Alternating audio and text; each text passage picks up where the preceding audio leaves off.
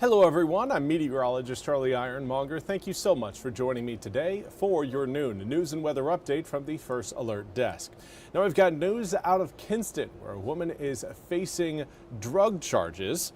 The woman you're seeing on your screen is Courtney Adkins. Now yesterday, Kinston police say they were stationed at a traffic checkpoint on Highway 11 when a car driven by 36-year-old Courtney Adkins approached.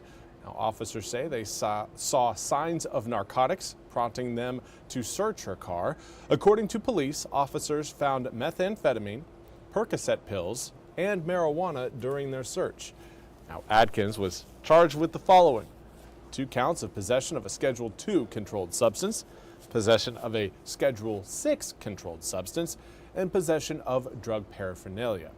She was taken to the Lenoir County Jail, where she's facing a $7,500 bond. I also want to highlight another story out of Kinston, where a man is facing gun charges in Kinston, named William Taylor. Here again is the man you're seeing. The charges again were brought over the past weekend.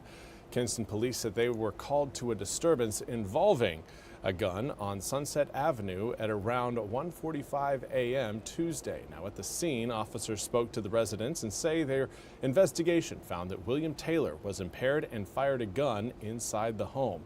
Police took the 41-year-old Kinston man into custody in the Lenoir County Jail. Now he was charged with the following offenses: discharging a firearm to incite fear, discharging a firearm within the city of Kinston, 2 counts of misdemeanor child abuse.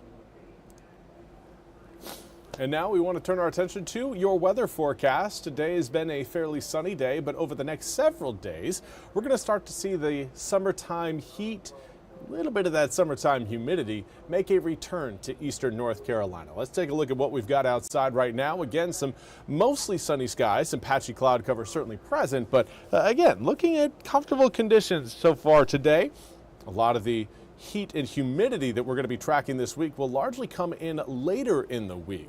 We'll notice a little bit more of that heat and humidity by Thursday, but by Friday and Saturday, that's when we'll be seeing our air temperatures back into the low 90s. Right now, air temperatures in the mid to upper 70s present throughout most of eastern North Carolina come with a bit of a breeze. A northeasterly wind at about 7 to 15 miles an hour is helping keep that humidity down at a fairly reasonable level, 7 to 15 miles per hour. Now, of course, moving forward over the next several days, we'll eventually start to see those winds relax and shift. But until they do so, it's going to be difficult for our humidity to make any sort of significant increase. Right now, dew points set generally in the low to mid 60s. Right now, Edenton seeing a 68-degree dew point, 67 in Hatteras. The rest of eastern North Carolina, though, generally between around 58 to around 64-degree dew points. That is on par with where we were yesterday. Some areas a little bit up, some areas a little bit down, but again, overall, still fairly comfortable considering the time of year. The wind direction, though, is important to note. Here's a look at what models are indicating as we head through today. We'll maintain that northeasterly wind early tomorrow morning. Still seeing a northeasterly wind, but eventually, by the time we get to, I would say, Thursday and into Friday, here by the tail end of Wednesday, you even notice a little bit more of an easterly component to those winds. Once we lose that northerly wind flow, it's going to be difficult again for us to keep that humidity out of eastern North Carolina. So as those winds start to shift, then we will again start to see the humidity make a return. Billy George, Emerald Isle is quiet again. ... Hopefully it stays quiet for you, Billy. Right now, again, not a whole lot going on in the tropics near eastern North Carolina, but we'll get to your tropical forecast coming up here in just a few moments, because there is something that, again, I do want to highlight that's just right now deep in the Atlantic, technically right off the coast of Africa. So it's going to be a while before we could possibly see anything with relation to that. Now, here's a look at what is currently going on across the country.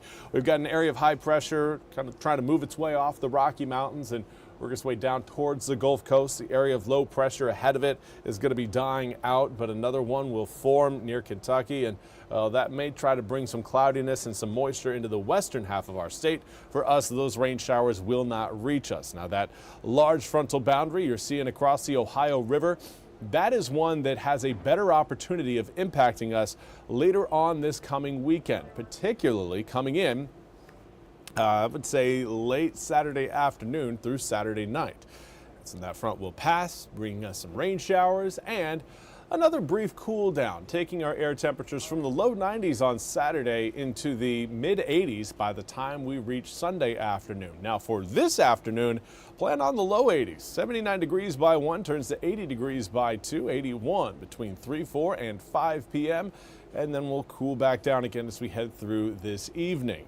Cloud cover may show up at times, but again, not anticipating any sort of rain to fall out of those clouds for today. Tomorrow, looking at another sunny day, 59 degrees at 7, turns to 61 by the time we reach 8, 78 by noon. And then that should kind of give you an idea that air temperatures aren't going to be too warm coming up tomorrow, but certainly will be maybe a touch warmer than where we are today. Not so much that you notice, but when you look at kind of the 8-day forecast as a whole, actually, shoot, shouldn't have done that. Shouldn't have done that. Now, here's a look again at that 8-day forecast as a whole. 92 degrees coming up on Saturday, 84 on Sunday, and then we see again another opportunity for rain coming in on Tuesday. But from today lasting all the way through Friday, we're going to be dry, and we're going to gradually start to see those air temperatures work their way back up into the low 90s. Now really quick, again, do want to reset my weather graphics here. So again, we can talk about the system in the deep Atlantic. Right now, the system in question is right off the coast of Africa, has about a 30% chance of tropical development over the next 48 hours, over the next 7 days. That chance goes up to a high chance, a 70% chance, but long-range models, again, kind of keeping it with that same sort of at least early path that Aaron had. Aaron, again, was one that eventually kind of cruised up between Hatteras and Bermuda.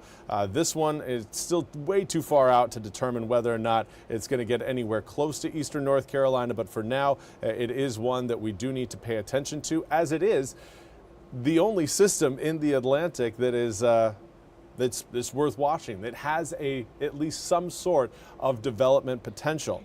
Now again, almost there, trying to again reset everything on the fly.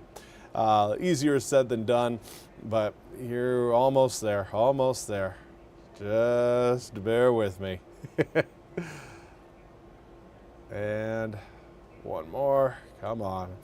You know, it's always nice when technology goes at a glacial pace, when it's always advertised to be snip snappy and everything is at your fingertips in a moment's notice. But anyways, here again is a look at that area of concern just off the coast of Africa. 30% chance of development over the next 48 hours. Over the next 7 days, again, has a high chance of development, but it's that zone that I really wanted to highlight for you guys to give you an idea of where this system potentially could go and why it's one that's certainly worth paying attention to. As we head through the next several days, we're going to be reaching the peak of hurricane season coming up on September 10th and 11th. That's usually when we see, historically speaking, the most activity within the Atlantic basin. Now, unfortunately, it does look like we could potentially see a lot of the that hot water, those high sea surface temperatures linger into October. So just because we get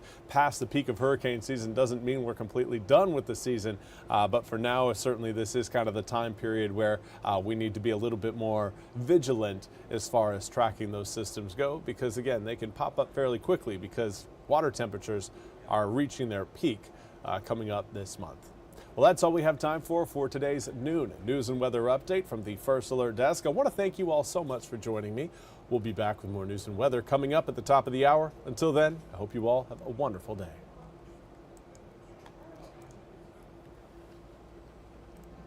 This hour of the WITN First Alert Desk is sponsored by Supreme Choice.